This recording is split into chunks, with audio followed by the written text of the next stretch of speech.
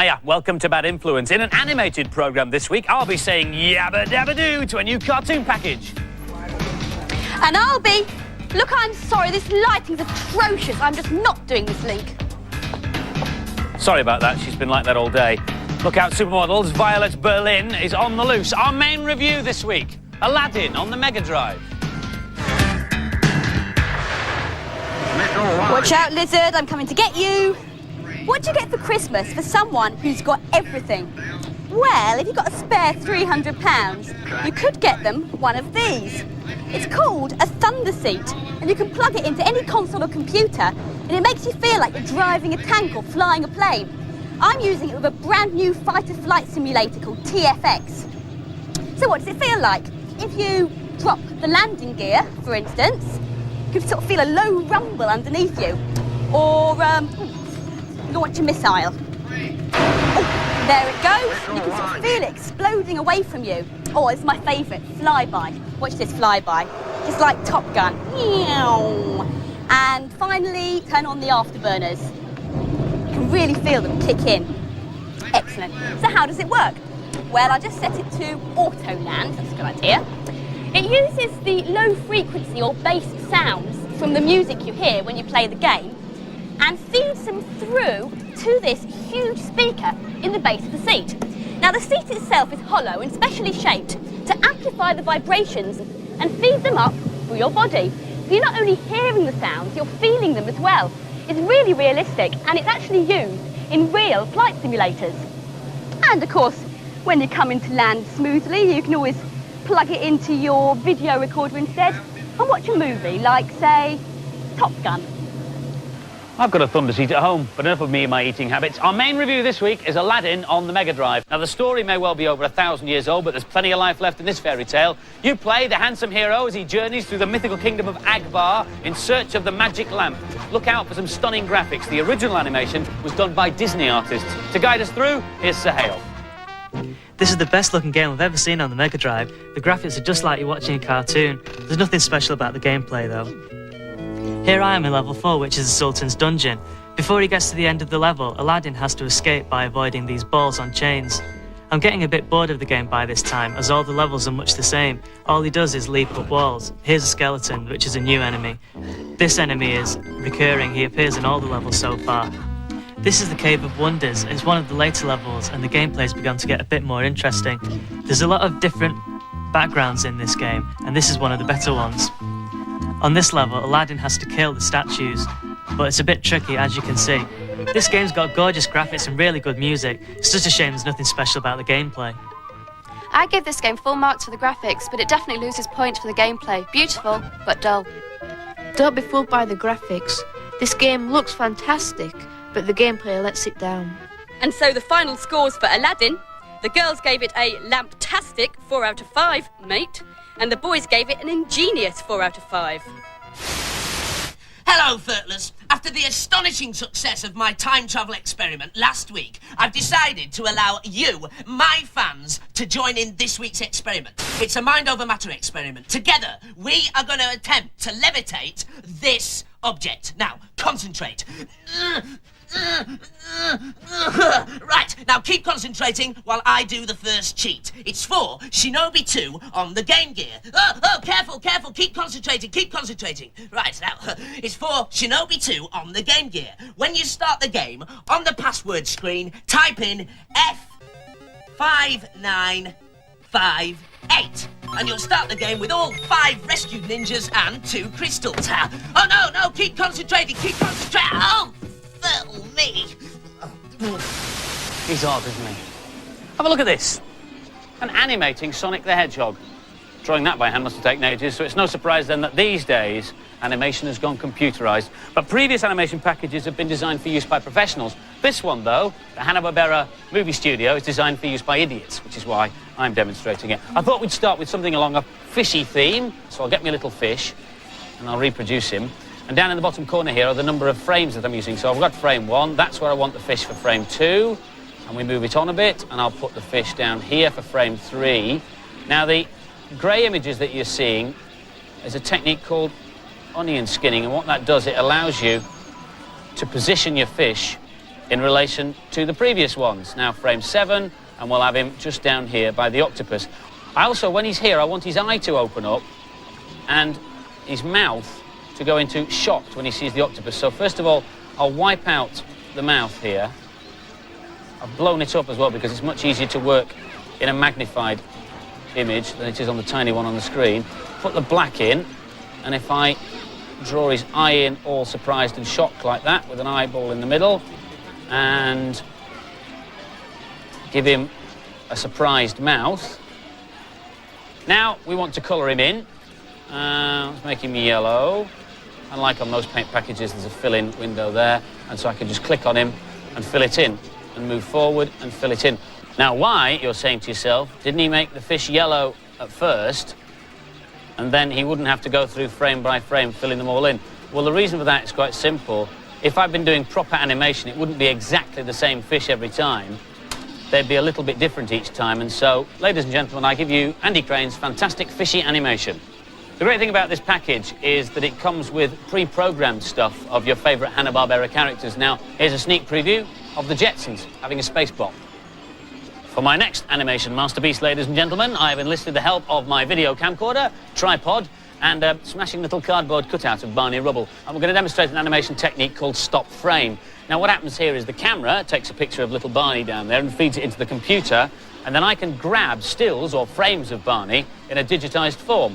So what you do is you move his arm, say, and take another picture of him, or move his leg up there and take another picture of him, or you can move the whole of Barney right up in the air and take a picture of him.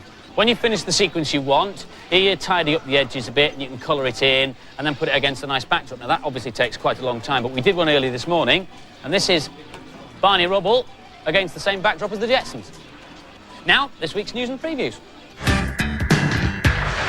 Following on from the success of Zool last year, next month sees the launch of the imaginatively titled Zool 2 on the Amiga. You can choose to play either Zool or his girlfriend, Zoos. There's 9 huge levels, a host of new enemies, and even a 2-headed dog called Zoon. If you're thinking of buying a handheld, this has got to be the bargain of the decade. Dixons are selling the Lynx at an amazing $34.99. Now, we think it's easily the best of the handheld systems. It's got great colour graphics and brilliant sound. And if anyone tries to tell you that the Lynx has been discontinued, tell them they're talking tosh. Atari have just released 2 new games for the system, and they promise us this will not go out of production. You can catch him on the Big Breakfast every day. He's now starring in his own movie, and soon you'll be able to play him on the SNES, the NES, and the Game Boy. I'm talking about Dennis, that cute little tearaway from across the Atlantic. Here he is on the SNES, wreaking havoc in Mr. Wilson's house. This handy gadget is the world's first portable route planning computer. It lets you type in any 2 points in the UK and virtually takes you by the hand to your destination. Now, I've put in Leeds Airport and Manchester Airport, and by simply pressing go, the computer will give you all the directions, junction numbers, and even local sites to look out for you on your journey. Other carts for other countries are available, and they just slot in the back. And now for some more games reviews. Darkwing Duck makes his first appearance on the NES. Join the feathered hero as he fights a host of horrid baddies plotting to take over the peaceful city of St. Canard. Hooray for Darkwing! Here's Amanda. This is a great little platform game with some really nice touches. The graphics are basic, but that doesn't matter because the gameplay is excellent. This level is quite challenging because there's characters coming out all the time ready to kill you. This bit's hard because you have to get your timing completely right, otherwise you fall on the spikes and die. There's helicopters and coming out everywhere at you. You've just got to try and avoid them because they may damage you. The character's trying to kill me again, but I killed him first. I've just fallen on the helicopter, but I'm just a bit startled. It's fun, challenging and playable. And it just goes to show you don't need fancy graphics to make a great game. The gameplay's quite good here, but the graphics are pretty average. Mind you, that's what you'd expect from an 8-bit game. The main character's cute and easy to control. There's plenty in the game to keep you interested.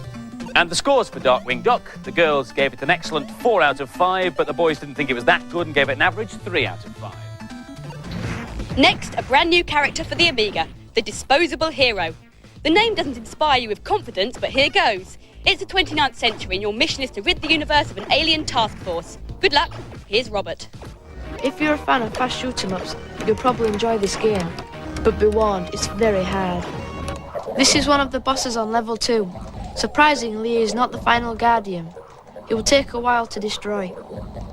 This game is very hard, and once you get onto the second level, you'll realise that the levels are very similar and repetitive. Bullets and enemies come from all different directions. What I've just collected is money which I can use in shops to buy extra weapons and power-ups. This is yet another boss, but not the final one. I'm just about to collect some money which I can spend in the shop. The shop sells weapons. There are many different weapons which I can choose from, which increase my power and direction of fire. The more money I have, the more weapons I can buy. This isn't the best shoot 'em up on the Amiga. It's a good blast, but there's nothing really new about it.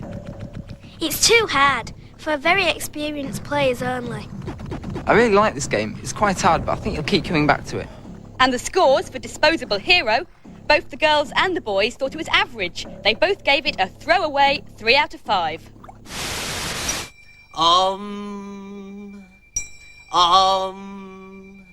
Hello, Fertilers. I'm just meditating on the meaning of life.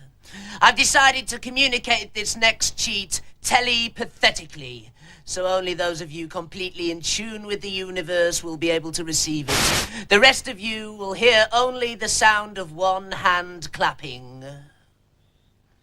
I'm calling fertilers, I'm calling fertilers, I'm calling fertilers. This is a cheat for Street Fighter 2 Turbo on the SNES. When the Street Fighter 2 logo appears against a black background, press down R, up, L, Y and B on controller 2 for 10 stars on Turbo. Wait a minute though, this is a violent game. Uh-oh, sorry, Fertlers. The violence of the game has disturbed my concentration. Advertising is all about selling things and making them look their best, even if it does involve a bit of cheating along the way.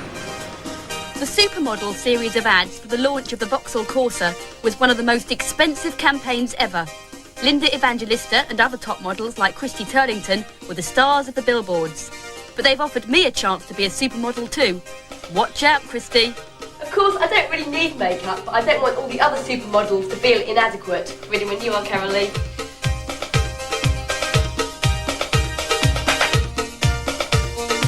Although they expect to have to do some work on the final photograph of me, the intention is to get the lighting and pose as close to the final version as possible. And you don't necessarily need a car there. Make-believe time. This is the back of a car? Now to find out exactly how super a model they can make me. And so today's task is to make this sketch a reality by putting me in the picture. So, which one are we going to use?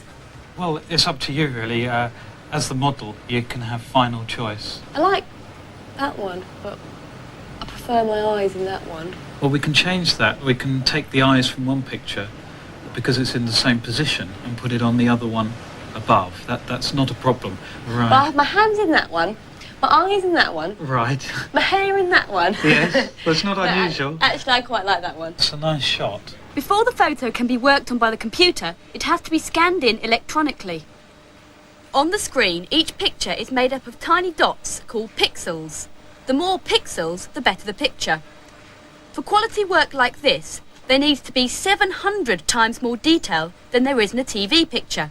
For a single image like this, that means over 20 million dots. Because it looks as if everything in this picture was in the same place at the same time, and they could have done it that way.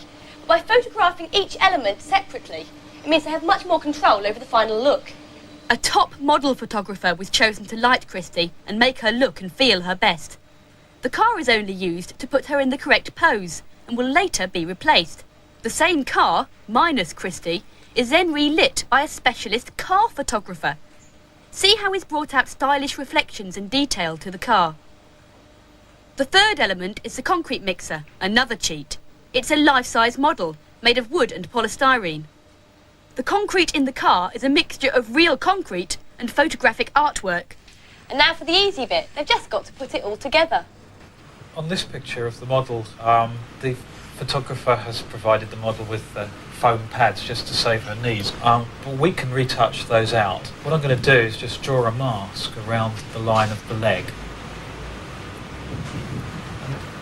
Now here we can see a bit of foam pad where her knee has pressed into the foam. So I'm going to have to draw her knee at that point. And I can copy bits of the picture from one place to the other. That's just what I'm doing here. I'm drawing with her actual skin with two brushes at the same time, one picking up and one putting down. Reverse it and just put a bit of the bonnet of the car. Having removed one pad, Michael does the same with Christie's other leg. He then cuts right round her body, so he can position her onto the original picture of the car. There she is. Once we've stuck down the girl in the position we're happy with, we'd go back and take just the reflection and put that down on this car separately.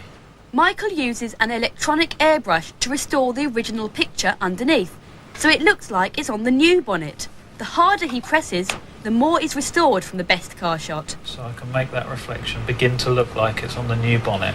People tend to think the camera never lies, and that really helps us, because when you see a photograph, you tend to already believe that that has to be real. So much for Christie, but now here's a once-in-a-lifetime chance to make myself perfect. Well, almost. We're going to have to reconstruct the arm here where you're leaning on the wall. And you said perhaps you wanted one of your legs to look thinner.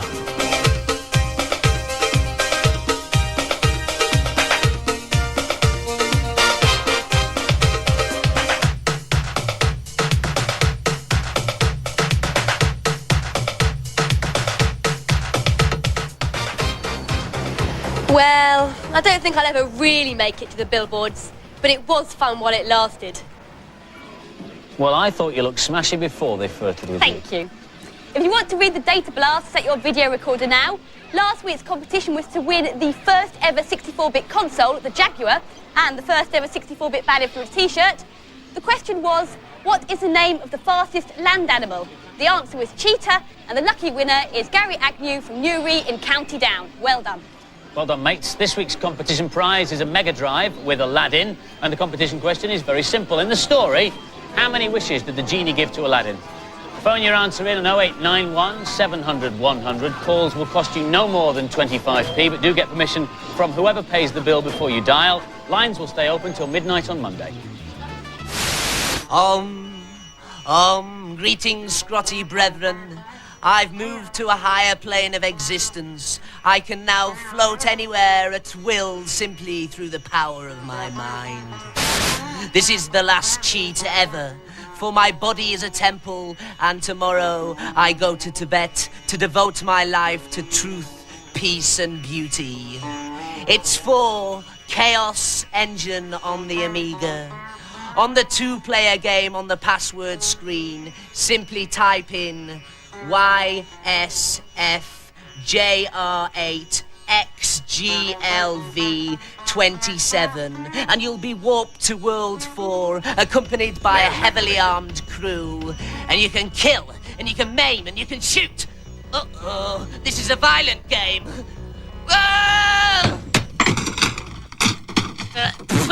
Anybody want to buy a ticket to Tibet?